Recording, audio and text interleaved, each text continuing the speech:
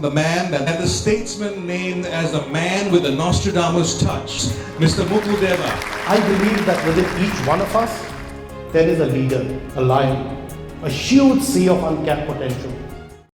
How have I navigated crises? Let me give you two examples. Right? I had just left the army and set up my first company, and we were very young. I'm a first generation entrepreneur, so I did not have deep pockets and I did not go into business with a lot of financial backing. Just after I started my company, maybe a year and a half later, the financial crisis had hit.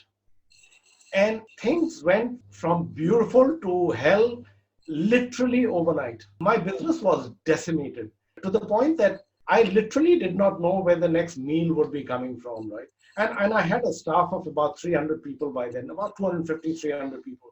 So it wasn't me who was going to go down alone. I had to worry about all these people who had taken a leap of faith and joined me, right? Right. Now, I remember that I did not have any practical solutions. I did not have the financial bandwidth to ride that through. So there was that moment in time, and that's also the time when I had become a single parent, and there was a lot of pressures, two girls, very young, 8 and 4, the financial crisis, a new company, and no financial backing. I remember that night, I remember it very clearly because it was one of those turning points. I decided that I have no practical solutions. So all I'm going to do is I'm going to keep my chin up, keep smiling, and hope for the best. A very funny thing happened, right? A couple of months later when the crisis passed, and the other people in the company were talking to me, they shared that they had seen me always smiling and with very upbeat and cheerful, and they assumed that everything was under control. And that was the funny thing, right? I had nothing under control, but I did have the confidence of knowing that whatever came up, I would face it head on. And somehow that confidence in me and maybe that cheer which I had forced myself to adopt kind of carried my team through. And the point I wish to make here is that very often we would not have solutions. We would not know what to do, right?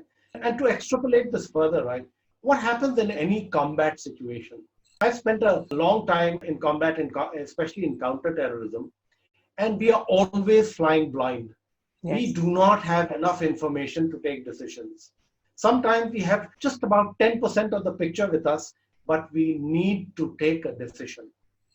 And that period of my life prepared me to just go ahead, take a decision, knowing that I will probably be wrong. The beauty was that you also knew that somehow you have that confidence of knowing I will find the way to autocorrect when things go wrong.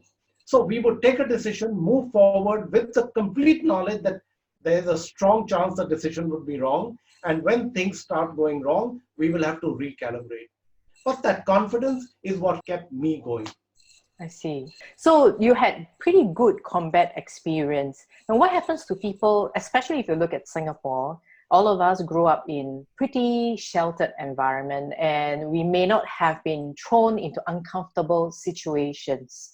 So in a situation like this, what would your 3 tips to someone who has completely not gone through a crisis before? With necessarily a personal crisis, or more from a financial crisis, especially you're looking at a lot of SMEs, they may head into what your situation would be in the financial crisis. What would be your 3 tips? So firstly, I would just like to share, Janet, that there's no such thing as good combat experience. Right. I mean, most people who have been through combat, most veterans, they hate the idea of going to war. They understand that it needs to be done once in a while because of the human proclivity for violence. But the fact is, no veteran likes combat, neither did I. Now, for those who have not had the benefit or misfortune of experiencing such extreme trauma, I would say that if you look at any normal life, there are enough things which happen. We all suffer the loss of a parent, a grandparent, some relative, and all these are traumatizing events, right? When that people who go through extreme trauma, especially when they are younger, their ability to handle it enhances with every crisis. So what happens is they learn how they are managing crises, they break it down into a process, and then the process becomes better every time you're forced to do it. You don't want to do it, but you're forced to do it. So what is my tip for people who need to become more resilient at handling crises is to find out what is your crisis management process. Now, I have a recovery process. I use a lot of humor. No matter what's happening around me, I try to find something funny which makes me laugh and keeps me going. To sum it up, I have developed something. In fact, I speak on this topic a lot. It's called demonstrating the right arc, an arc being attitude, resilience, and confidence. Now, these are three things which all of us have in different degrees, and all of us can fine-tune and practice and make them stronger. So I'll give you a slightly unrelated example. I go for my medical checkup every year, and sometime back, the last medical checkup, the doctor told me, oh, your blood sugar seems to be high. Now, it is quite irritating, especially for a person who comes from a family where there have been a lot of people with diabetes. So I decided I would try something without medication. I also saw this as an opportunity to test my resilience and confidence and discipline. So I started something called intermittent fasting, which means 16 to 18 hours a day I don't eat. Was it tough? For a guy who loves chocolates and ice cream and Sichuan food and everything wrong, all the stuff which I'm not supposed to be, I love it. It was very tough. And now I'm like 4 months into it. Not only has my sugar corrected, my weight has come down, I feel better. And the best thing is, it has reminded me how strong my discipline muscle is. That's one of the muscles which we use for recovery, because discipline helps you to stay with a positive routine. And a positive routine puts you in a positive frame of mind, which can help you overcome any crisis much faster, right? Right, right. Let me just summarize what you just mentioned. I think one of the key things that you mentioned was everybody will encounter some kind of crisis in their life.